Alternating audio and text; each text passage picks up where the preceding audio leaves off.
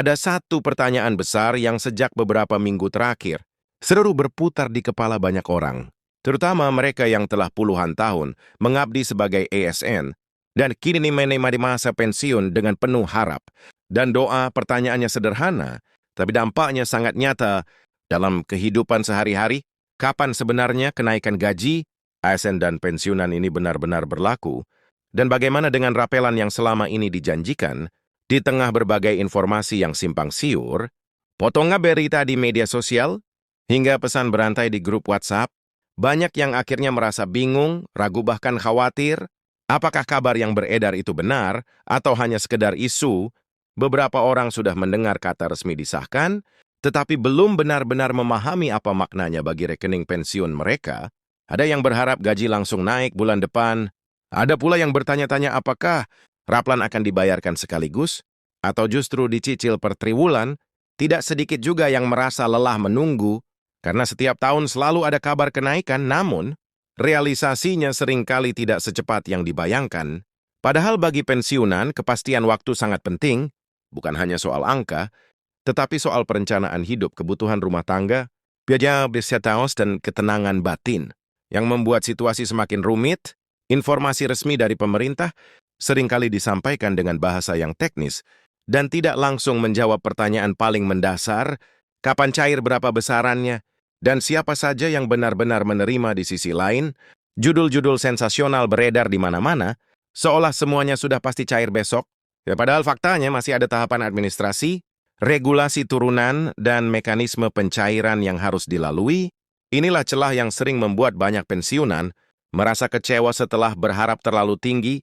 Melalui pembahasan kali ini, Kite bisa dengan terang dan jernih apa sebenarnya yang dimaksud dengan jadwal terbaru, kenaikan gaji ASN dan pensiunan, apa arti pengesahan tersebut dalam praktik nyata, serta bagaimana skema rapelan yang disebut-sebut akan cair per triwulan. Semua akan dibahas berdasarkan informasi yang bisa dipertanggungjawabkan, bukan sekedar asumsi atau kabar burung.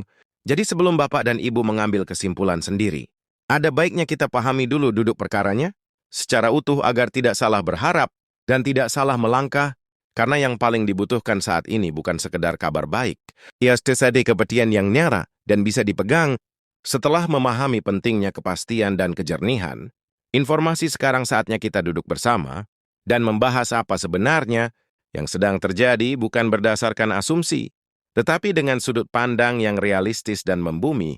Ketika pemerintah menyampaikan bahwa kenaikan gaji, ASN dan pensiunan telah resmi disahkan, banyak yang langsung membayangkan perubahan besar akan terasa seketika, padahal dalam praktiknya, setiap kebijakan negara selalu berjalan melalui proses yang tidak singkat, dan inilah yang seringkali luput dipahami oleh masyarakat.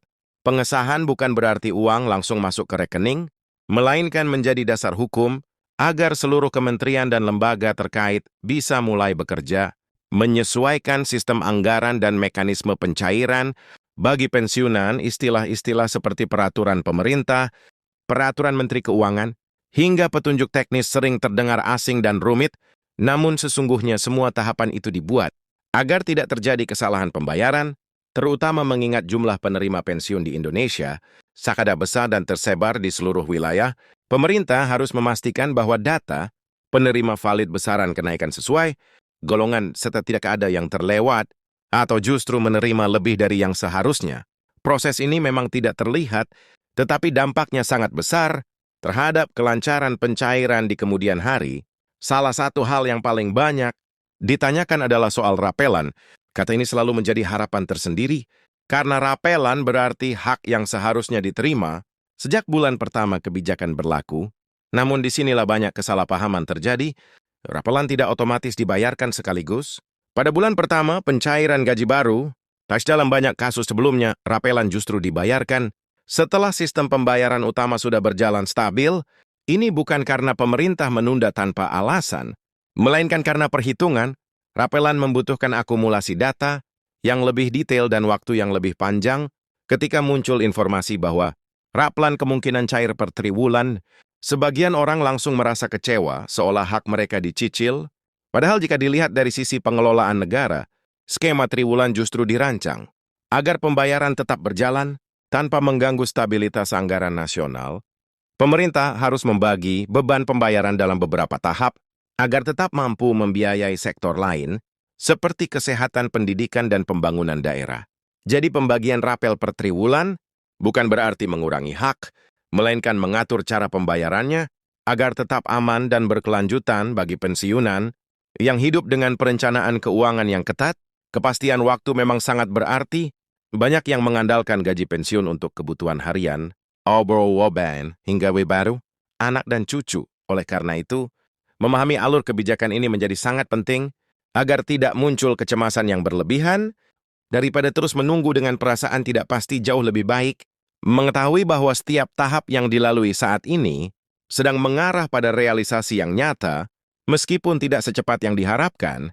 Jika kita melihat pengalaman tahun-tahun sebelumnya, pola pencairan kenaikan gaji dan rapelan cenderung memiliki kesamaan. Biasanya gaji dengan nominal baru mulai dibayarkan terlebih dahulu, baru kemudian rapelan menyusul. Setelah semua instansi memastikan tidak ada kesalahan, ini juga berlaku bagi pensiunan yang pembayarannya melalui PT Taspen atau Asabri. Lembaga-lembaga ini memiliki tanggung jawab besar untuk memastikan bahwa setiap rupiah sampai ke tangan yang tepat. Dan itu membutuhkan waktu serta ketelitian yang tinggi. Yang sering membuat suasana semakin panas adalah informasi yang dipotong-potong di media sosial. Satu pernyataan pejabat bisa ditafsirkan berbeda-beda, apalagi jika disebarkan tanpa konteks lengkap. Akibatnya muncul harapan yang terlalu tinggi di satu sisi dan kekecewaan mendalam di sisi lain.